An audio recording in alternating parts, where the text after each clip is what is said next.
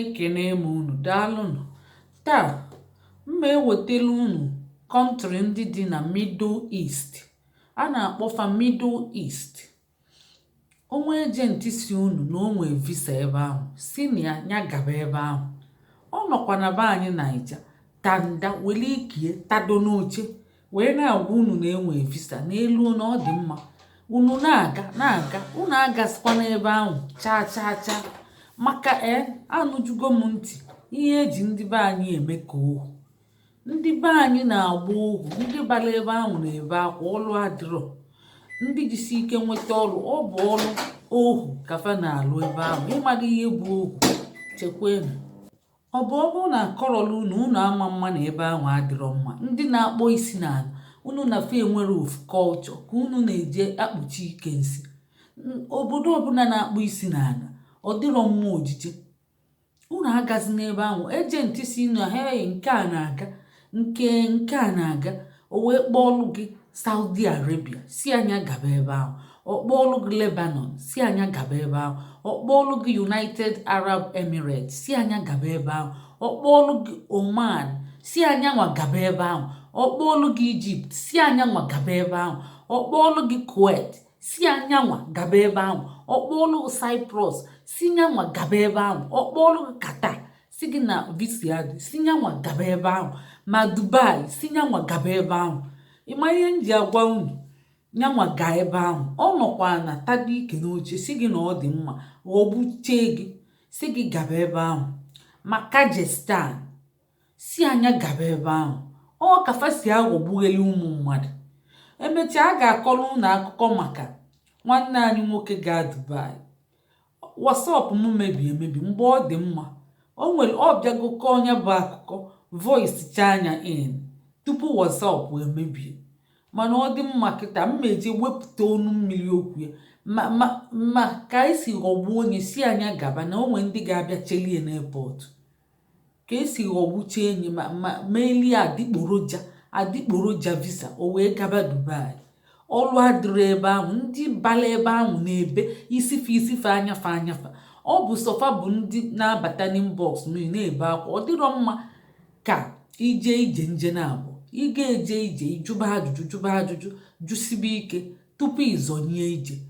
Mma edelu na afa kọntrị ahụ dị na Middle East tụgbunye n'ebe na comment section. Ịba na comment section, ịchọba ihe ntinye information na-adị na ya, iwelie. Ụfọdụ ka m na-etinyecha, ụfọdụ a na-ajụ m kedu like nke nọọsụ link etinyekwa ya, mana majority of the comment, most of the comment a na-ajụkwa kedu.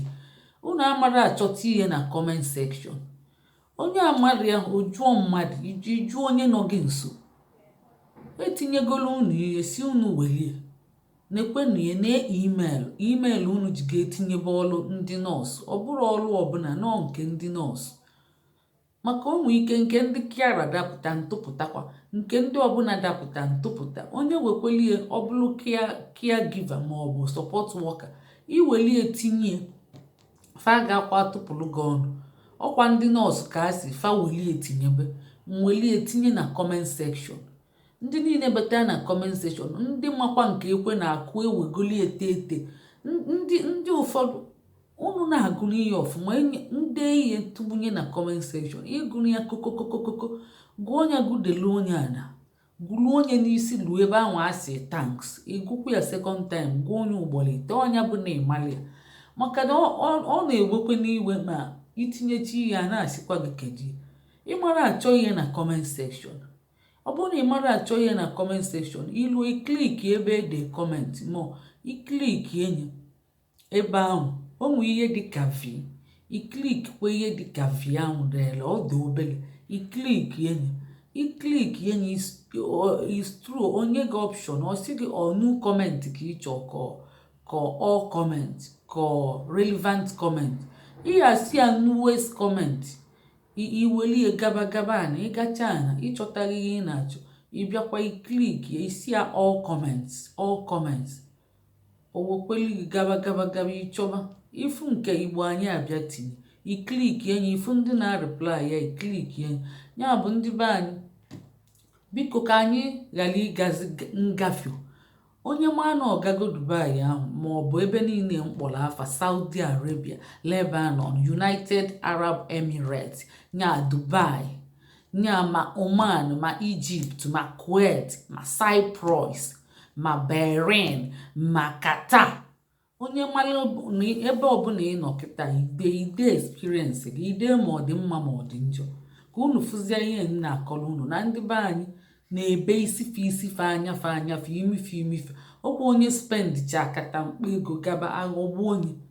Ọ dị mma ndị ejenti unu ga-akwụsị ya, unu ga-akwụsị ihe anụnwa liju afọ daji ụzọ na-aghọgbu ụmụ nwanne unu. Ọ dịrọ mma, unu kaba arụ kwuo eziokwu, gwafe ọlụ ọ na-adị ka ọ dadị. Unu ga-agwafe ma ọlụ ọ na-adị ma ọ dadị. Kedu ihe na-eme ebe ahụ? N'ọkụ unu nala ego tie na akpa fọmfoju akpa. Ọnyanwa fọmfoju akpa adịrọ mma n'elu ụwa. Ị ghọgbuo nwanne gị dufie n'ụzọ, ọ dịka onye lele nwanne ya nala ego. Ịmakwa ụdị afụfa na-ata ebe ahụ, ọnụ akọrọ ya, fa na-ebe nnukwute akwa fa nọ n'ọnọdụ jebe eje adịrọ mma na ba na-adịrọ mma, tichekọ ihe niile MTO onwe fa nye gị. Ịghọgbuo fa sifa na ọlụ na-adị fa gaba, fa eluzie na-akwụghalị na-eru omu na striti, fa ncha niile na-ebe akwa, fa na-achọkwa iriloketi, fa ncha niile na-achọkwa iriloketi. Ka anyị gbadogodi ebe a, mgbe emeche anyị ga-abịakwa ọzọ. Biko unu abịana n'inbox, unu abịana ojugo eju, unu abịana biko, unu abịana welu na infọmeshọn ebe a, unu abịana n'inbox ojulu eju, oju kpụmkpụm adị m enekotenwu. Biko unu abịana chacha maka ojulu eju, oju kpụmkpụm nya bụ ana m enekotenwu anya, ọ dị too much.